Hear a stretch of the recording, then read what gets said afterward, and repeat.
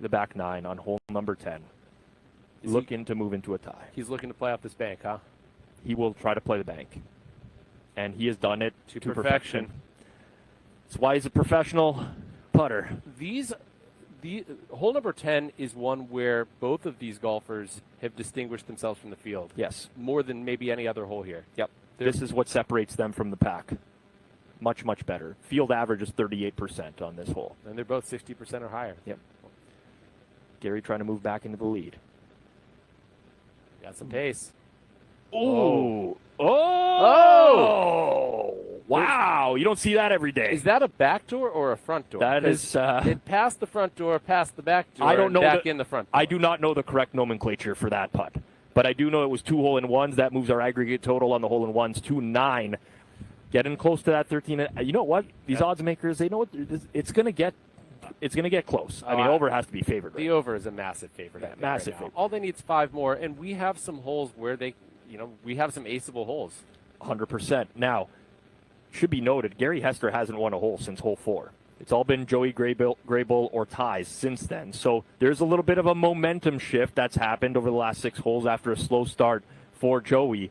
But this is very similar to the range that they were at in WPL number 3 when they were paired in the same group, pretty much within 1 stroke of each other for the entirety of the round before number 18, which Graybull aced. We're now on to hole number 11 here. And and we have a left-handed putt here from Gary. We do. This is unusual. Just get it down the hill. This is the safer play. Okay. That was a lag putt, safe play, and we talked about this in the pregame show. There's tons of ways to go about this. You can get aggressive, which brings out of bounds into play, brings the rock into play. I think Joey will get aggressive. Well, he is not. There is an aggressive line this way as well. There is. It just depends on the aim point here. See, typically speaking, I would see Joey play this from the right side of the hole and look for the bank, ace.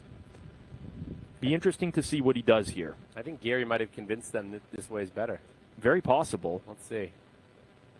Oh! We get the out of bounds. Wow. And that is Rob. Devastating. I did not see that coming. Did you? I hit that putt this morning, and it was devastating. And you can see that with Joey Graybull right now. He probably hasn't hit that putt out of bounds. And this is the only spot you can go out of bounds on the entire course, pretty much. It's a little gap. And that's sort of why they mostly do not play from the left side there, because it does bring that into play. So he's going to get spotted here, and he's going to lose 1 stroke. So he's now putting for bogey here. Correct.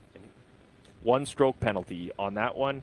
Makes his bogey putt, but this is going to shift the odds dynamically. He does that was a pretty interesting skill shot there. Flipped that ball, the Chromax ball, a mile in the air and caught it. What do you think we're going to see? I think maybe minus 800. I think so.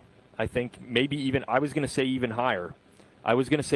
But that's, talk about the commentator mush, Rufus. We talked about would we see a 2-stroke swing on a hole, and we didn't. Well, we got a 2 and a 3. But you're right. You're right.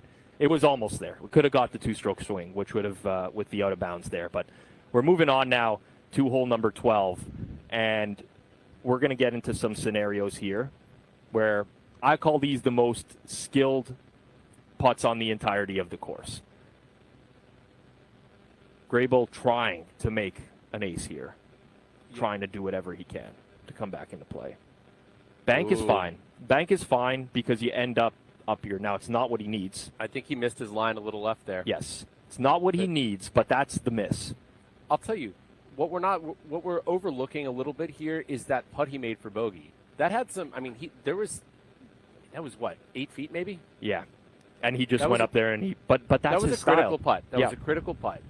That's his style. He minimized the damage. Gary can really pull away here. And again, we'll wait for the putt, but he's practiced this one a lot. He's very good at it. Oh, he's caught some of the hole.